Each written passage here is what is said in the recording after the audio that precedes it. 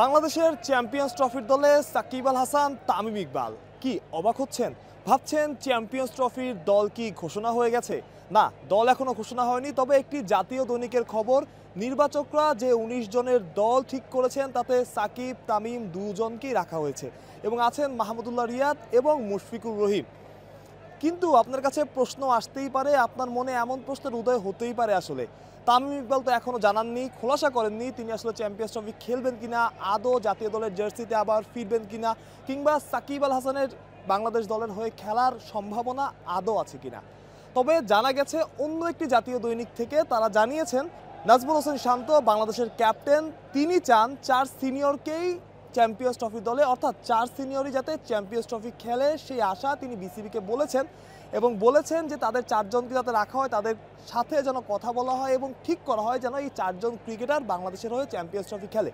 অনেক আগে থেকেই আমরা যারা ক্রিকেট ফলো করি, ক্রিকেট নিয়ে চিন্তা করি, যারা দর্শক আছেন তারা চাচ্ছিলেন যে চ্যাম্পিয়ন্স ট্রফি দিয়ে বাংলাদেশের যে পঞ্চপাণ্ডব আছেন, মাশরাফি বিন মুর্তজা তার বিদায়টা আসলে আগেই হয়ে গেছে, বাট বাকি যে 4 জন আছেন তাদের বিদায়টা চ্যাম্পিয়ন্স ট্রফি দিয়ে হোক, চ্যাম্পিয়ন্স ট্রফির মাধ্যমে বড় একটি টুর্নামেন্ট খেলে তারা বিদায় নিক। কিন্তু সেই সম্ভাবনাটা একদমই শেষ হয়ে গিয়েছিল অনেকটা। তামিম ইকবাল খেলছিলেন না, সাকিব আল হাসানের খেলা নিয়ে শঙ্কা, এই দুজন বাকি ছিলেন মাহমুদুল্লাহ রিয়াদ, মুশফিকুর রহিম, তাদের নিয়ে তেমন একটা ধোঁয়াশা ছিল না, কারণ মাহমুদুল্লাহ পারফর্ম করছেন, মুশফিকও নিয়মিত পারফর্ম করছেন এবং এখনও যথেষ্ট ফিট। বাকি যে দুজন তাদের নিয়ে মূলত ধোঁয়াশাটা তৈরি হয়েছিল। কিন্তু এখন যেহেতু ক্যাপ্টেন, তার নিজের কাজটা, বলা হয় captain leading from the front, শান্ত বোধ হয় সেটাই করছেন এবং শান্তর ইচ্ছাতেই মূলত, এবং নির্বাচকরাও আসলে চান যে বাংলাদেশের বড় দুই সুপারস্টার চ্যাম্পিয়ন্স ট্রফির দলে খেলুক। সেই কারণেই আসলে ১৯ জনের যে দল তৈরি করা হয়েছে, ১৯ জনের যে দল ঠিক করা হয়েছে, সেখানে এই দুজনকে রাখা হয়েছে। জানা আছে যে অনেক রকম শঙ্কা আছে সাকিব আল হাসান আসলে খেলবেন কিনা, কারণ আগের 2 সিরিজ বা 3 সিরিজে সাকিব আল হাসান খেলেননি, তামিম ইকবাল অনেক দিন ধরে জাতীয় দলের জার্সিতে অনুপস্থিত, তিনি খেলবেন কিনা এখনও খোলাসা করেননি। আফ্রিদির একটা ভিডিওতে তিনি বলেছেন তার ইন্টারন্যাশনাল ক্যারিয়ার নাকি শেষ। সো অনেক রকম ধোঁয়াশা আছে, কিন্তু এখনও সেই সম্ভাবনাটা আছে, সেই সম্ভাবনাটা তৈরি হয়েছে, যেখানে আসলে যে খবরটা বেরিয়েছে যে ১৯ জনের যে প্রাথমিক দল, সেই প্রাথমিক দলে তামিম ইকবাল এবং সাকিব আল হাসান দুজনেই আছেন।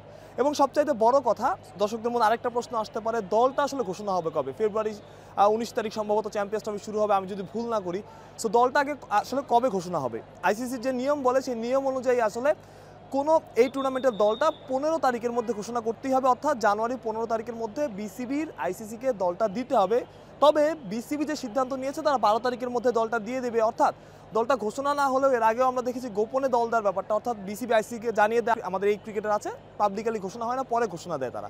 সো এবারও তেমনটা হতে পারে, আমি শিওর না, বাট তেমনটা হতে পারে। ১২ তারিখের মধ্যে বিসিবি সিদ্ধান্ত নিয়েছে তারা দলটা হয়তোবা আইসিসির কাছে জমা দিয়ে দেবে এবং সেই দলে সাকিব আল হাসান, তামিম ইকবালের থাকার একটা সম্ভাবনা আছে, যেহেতু তারা ১৯ জনের প্রাথমিক দলটার মধ্যে আছে।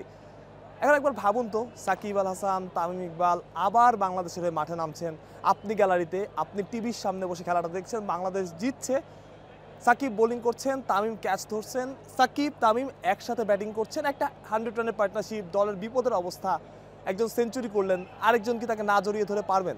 অর্থাৎ আমার কাছে যে মনে হয়, অনেক দিন ধরে একটা কথা শোনা যায় যে আসলে সাকিব তামিমের সম্পর্কটা কি আর কখনো ঠিক হবে না। সে সম্পর্ক যদি ঠিক হোক আর না হোক, গত কয়েকদিন আগে বোর্ড সভাপতি একটা কথা বলেছেন যে সবার আসলে বন্ধু হওয়ার দরকার নাই, বেস্ট ফ্রেন্ড হওয়ার দরকার নাই, কিন্তু ন্যূনতম যে ফ্রেন্ডশিপটা টিমমেটের মধ্যে সেটা আসলে থাকা উচিত। সেটা যদি থাকতে হয়, সেটা যদি পাওয়া যায়, সেটা আসলে মাঠ থেকেই করতে হবে। আপনি বাইরে আলোচনা করে বিচার বসিয়ে, যেটাকে আসলে গ্রামের ভাষায় বলে, সেই করে আসলে দুজনের সম্পর্ক ঠিক করতে পারবেন না। সুতরাং সাকিব তামিম যদি আবারও একসাথে দেখতে চান, আবার যদি তার সম্পর্ক ন্যূনতম সঠিক পর্যায়ে বা ঠিক পর্যায়ে আসা কোনো সম্ভাবনা থাকে, সেটা খেলার মাধ্যমেই হতে হবে।